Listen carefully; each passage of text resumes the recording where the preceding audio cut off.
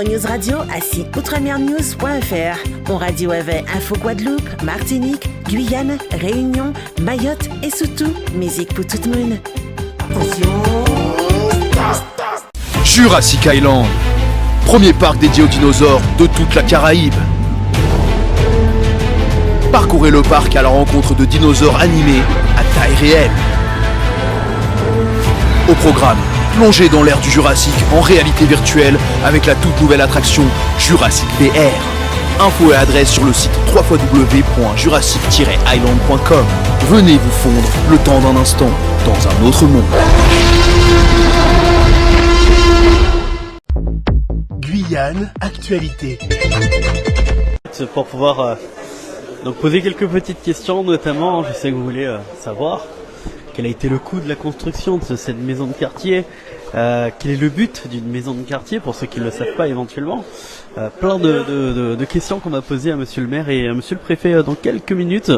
Monsieur le maire, je m'en excuse, je suis en direct, donc pour pas faire attendre les auditeurs, comment allez-vous? Ça va très très bien.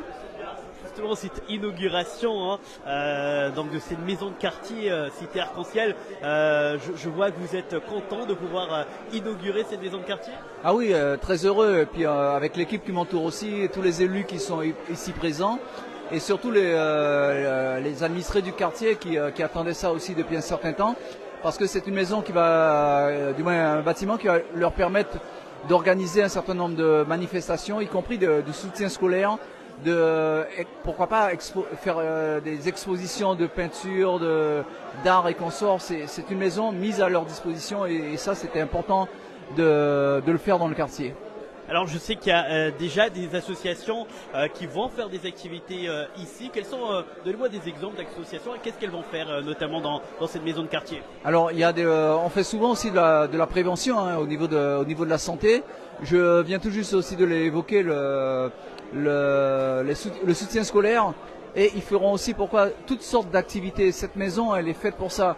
Par exemple, quelques musiciens peuvent très bien se réunir ici et puis organiser une petite manifestation, une petite prestation. C'est important, c'est un lieu de vie, à l'image quelque part de ce que l'on a fait avec la place publique. Ce sont des lieux qui créent des liens entre les administrés, entre les différents individus, et ça c'est important, ça n'a pas de prix.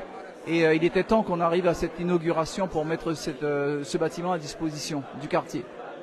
Alors on sait que c'est un peu plus de 200 000 euros l'investissement pour ces maisons de quartier. Combien la commune a dû participer sur ce pourcentage à avoir donné? On a participé à hauteur de 57%, on peut arrondir carrément à la moitié, donc c'est à peu près autour un peu plus de 150 000 euros.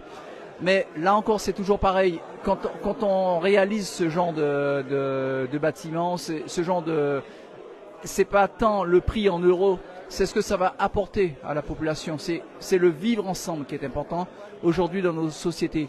Et je vous l'ai dit, on crée à Rémière-Montjoly de plus en plus d'espaces de ce genre. Il n'y a pas longtemps, il y a quelques semaines de ça, nous avons inauguré la place Gaston Monnerville du côté du Sabre-Gâteau, au niveau du rond-point de Rémire, avec le square Daniel Sinaï, avec la place publique aujourd'hui ici, le parc du Moulin à Vent. Tout ça, c'est créer du lien pour que le plus grand nombre se rencontre et arrive à discuter, à partager un certain nombre de choses. Et c'est de cette façon-là que nous allons arriver et que nous verrons l'avenir sous un autre angle. Voilà, un angle arc-en-ciel par exemple. Voilà, exactement, un angle arc-en-ciel. Alors dernière question monsieur le maire, le but concrètement pour vous en tant que maire d'ouvrir des maisons de quartier, quel est-il? Mais c'est animer les quartiers, parce que c'est pas le fait de vivre les uns à côté des autres, c'est vivre les uns avec les autres. Et c'est toute la finalité d'un espace comme celui-là.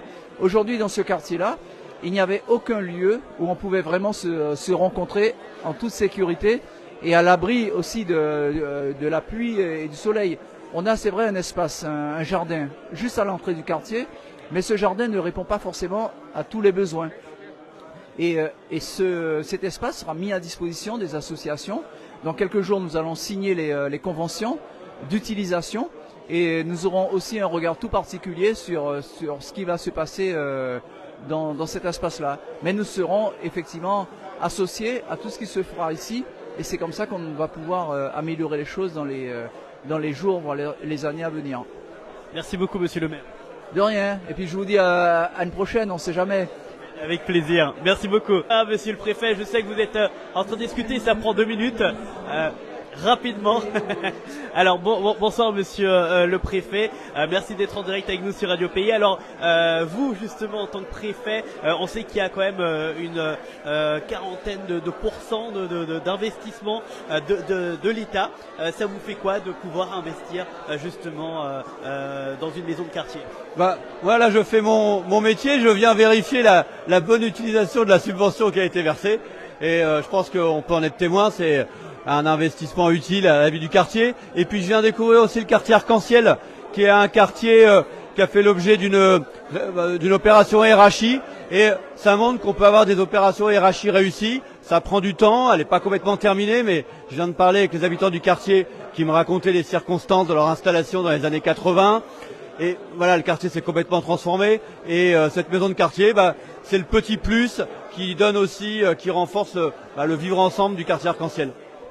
On voit qu'il y a quand même des personnes qui sont là depuis 2009 où on avait accueilli Daniel Mitterrand à l'époque. Ça vous fait quoi de voir qu'il y a des personnes qui sont là depuis tant d'années et qui contribuent autant à essayer de pouvoir améliorer la cité Arc-en-Ciel?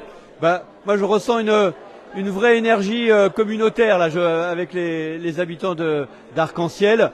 Ils m'expliquaient qu'ils sont arrivés suite à une forme de catastrophe naturelle, c'était la montée des eaux le long du Mahury, là où ils résidaient, et puis ils s'installent ici un peu sous la contrainte de l'événement et sur la décision du maire, et puis maintenant on a un vrai quartier, il s'est construit de façon informelle, et puis progressivement on a pu en améliorer l'implantation, et puis les différents réseaux sont arrivés, et je pense que voilà, c'est un quartier qui est assez représentatif aussi de l'histoire de la Guyane, avec parfois des installations qui sont faites de façon non préparée et quand l'État, les habitants du quartier, la mairie travaillent ensemble, on a réussi à obtenir un quartier qui fonctionne maintenant correctement et puis on continue à l'améliorer avec cette maison de quartier.